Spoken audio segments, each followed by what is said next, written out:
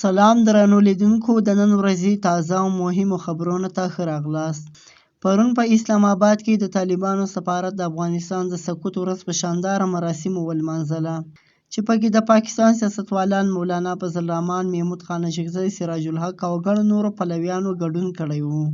دوی د طالبانو د نظام واکمنېدل وستایل او د جمهوري دولت تر سقوط وروسته یې له پاکستان سره د افغانستان د اړیکو نوی دور پیلېدو ته خوښي وښودله.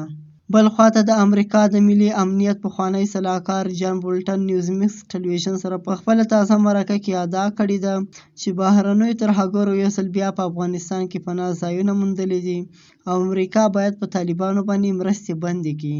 نوموړي طالبانو سره په لاسلیک شوي دوحې تړون انتقاد کړی او په وینا د ډونالډ ټرمپ د یو مشروع حکومت پر ځای له یوې داسې ډلې سره خبرې پیل کړي دي چې کله هم په خپله خبره نه دي ولاړ او ترهګرو ته د پناه ځایونو ورکولو کې دغه وعده خلاف ورزي ثابته شوې ده.